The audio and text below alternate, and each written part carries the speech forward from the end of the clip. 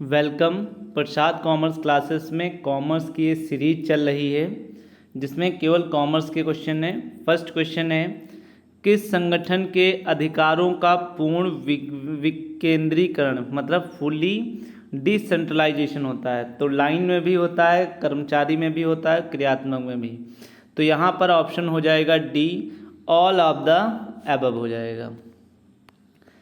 निर्देशन के अभाव में नियोजन, प्लानिंग, ऑर्गेनाइजिंग, स्टाफिंग सब अर्थहीन होते हैं, ये तो बिल्कुल सही बात है।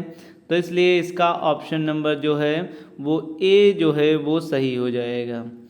नेक्स्ट है, निर्देशन में शामिल है एक निरंतर जारी रहने वाली प्रक्रिया, इसका प्रमुख उद्देश्य अधीनस्थों से कार्य कराना है। निर्देशन का संबंध व्यक्तियों से होता है, तो ये सभी ऑप्शन सही हैं। तो इसका ऑप्शन सही हो जाएगा option D, all of the above. Next है, अन्य लोगों से काम लेने के ढंग से संबंधित पद्धतियां प्रचलित हैं।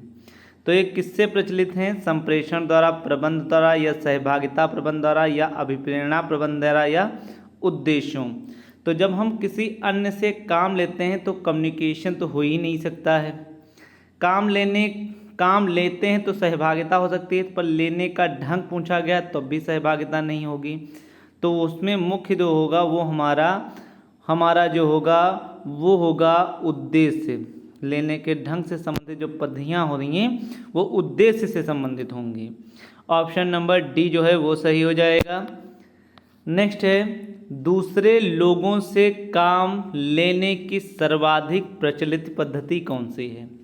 तो अभी देखो वहीं आया था, तो उसमें से अपवाद प्रबंध भी होता है और उद्देश्य प्रबंध होता है, पर नियंत्रण दूसरे से सर्वाधिक प्रचलित नहीं है, तो ये नहीं होगा। इसका ऑप्शन ए और बी होगा। ये किस में है? तो ये ऑप्शन नंबर डी में है, तो इसका भी ऑप्शन नंबर डी ही सही होगा। नेक्स्ट है, उद्देश्यों द्वारा प्रबंध को अन्य नामों से किस से जाना जाता है? तो उद्देश्यों द्वारा जो प्रबंध होगा वो कैसा होगा? तो वो लक्ष्यों द्वारा प्रबंध होगा कि मिशन द्वारा या प्रयोजन द्वारा। लक्ष्य भी एक ही बात होता है, मिशन भी एक होता है और प्रयोजन भी। तो इसलिए इसका भी ऑप्शन नंबर डी जो है वो सही हो जाएगा, ऑल ऑफ द अबव। उद्देश्यों का निर्धारण करके उनके आधार पर प्रबंध कार्य करने की प्रणाली को कहते हैं। क्या कहते हैं? तो उद्देश्यों का निर्धारण है तो अपवाद हो ही नहीं सकता है और प्रत्यावर्तन नियंत्रण नहीं हो सकता है, उसका होगा उद्देश्यों द्वारा प्रबंध। तो ऑप्शन नंबर जो बी है वो सही हो जाएगा। निम्नलिखित में से उद्देश्यों द्वारा प्रबंध की मान्यता नहीं है, मतलब ऐसा कौन सा है जो प्रबंध की मान्यता नहीं है? तो प्रबंध की मान्यता प्रत्येक उपक्रम में कुछ आधारभूत उद्देश्य होने चाहिए, बिल्कुल है। उद्देश्य गतिशील होने चाहिए, बिल्कुल है। उद्देश्य लिखित भी होने चाहिए, ये तो और अच्छी बात है। प्रत्येक व्यक्ति को उद्देश्य की जानकारी नहीं होना चाहिए, नहीं तो ये गलत हो जाएगा। इसलिए इसका ऑप्शन नंबर जो डी है वो सही हो जाएगा। ये हमारा कुछ एक सेकेंड,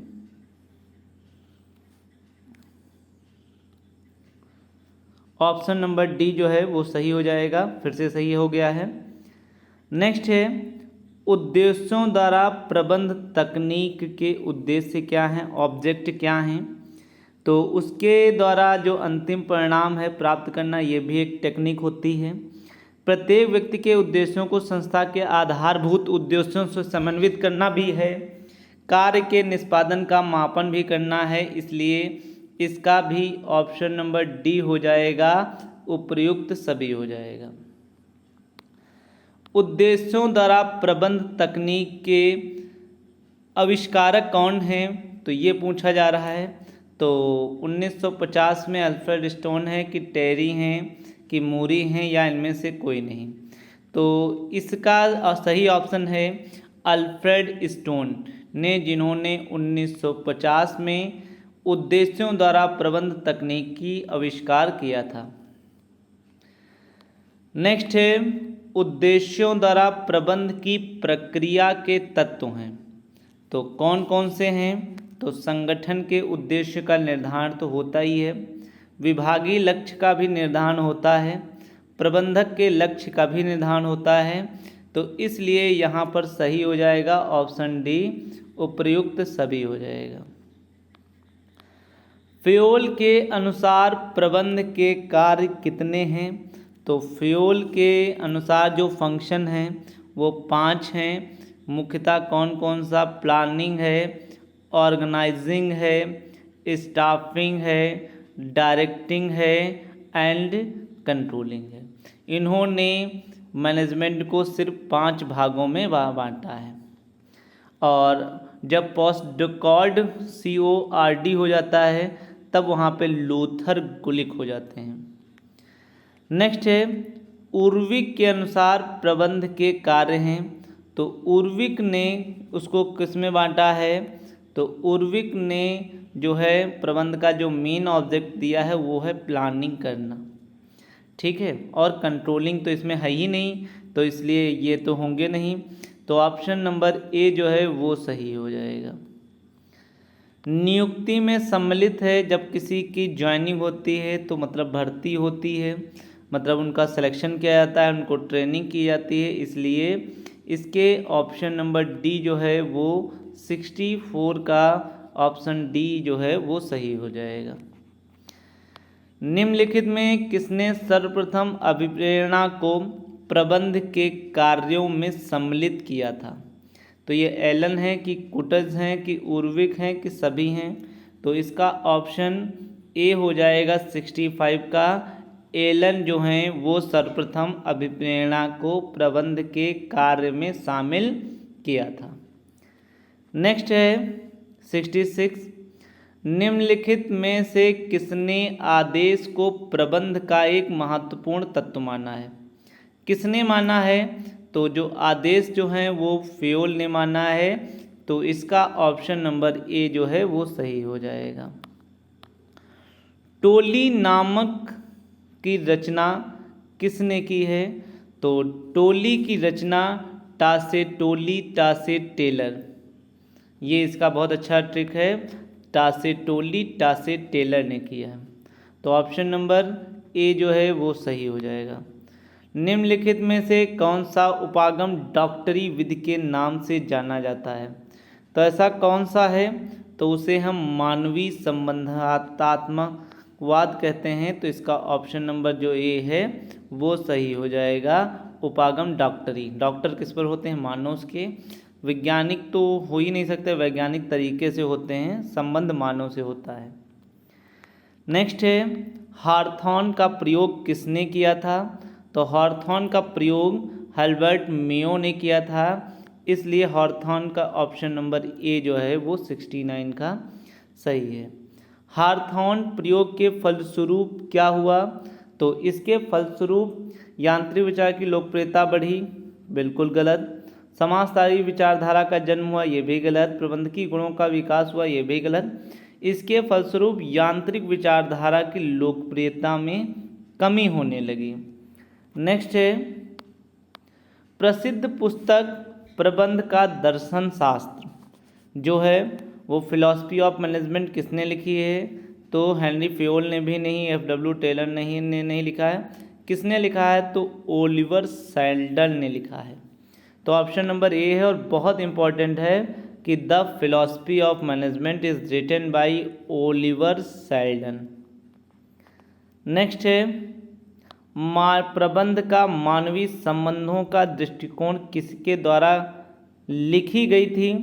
तो 72 का जो है वो एल्बर्ट मेयो ने मानवीय संबंध के बारे में कहा है, इसलिए ऑप्शन नंबर सी जो है वो सही हो जाएगा।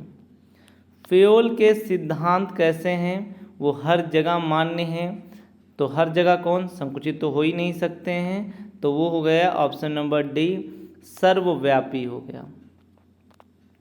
नेक्स्ट है FW टेलर ने प्रतिपादित किया। तो FW टेलर ने क्या प्रतिपादित किया? तो वो वैज्ञानिक प्रबंध के जनक हैं, तो इसमें मानवीय संबंध तो हो ही नहीं सकता है। मानवीय संबंध के कौन होंगे? तो मेयो होंगे। इसका वैज्ञानिक प्रबंध ही ऑप्शन सही हो जाएगा। ऑप्शन नंबर बी जो है वो सही हो जाएगा। मोटिवेशन हाइजीन थ्योरी का प्रतिपादन किसने किया है? तो हर्ज़बर्ग ने किया है। तो ऑप्शन नंबर बी जो है वो मोटिवेशन हाइजीन थ्योरी का किया है। आदेश की एकता के सिद्धांत का प्रतिपादन किसने किया है? तो आदेश की एकता, निर्देश की एकता, ये हमारे 14 सूत्री हैं, मतलब 14 प्रिंसिपल। अब 14 प्रिंसिपल किसने दिया है? तो उसको दिया है हेनरी फ्योल ने। तो इसका हो जाएगा ऑप्शन नंबर सी। निम्नलिखित में किसने आवश्यकताओं की संतुष्टि को अभिप्रेरणा के साथ जोड़ा है? तो किसने जोड़ा है? तो आवश्यकता पर किसने दिया है? तो आवश्यकता पर एच मैस्लो ने दिया है।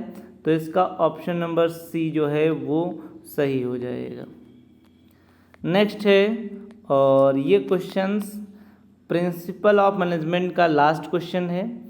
प्रबंध में मानवीय संबंधों की परंपरा, मानवीय संबंध आ गया, मानवीय संबंध, माँ से मानव, Mayo, option number C Elton Mayo के द्वारा है।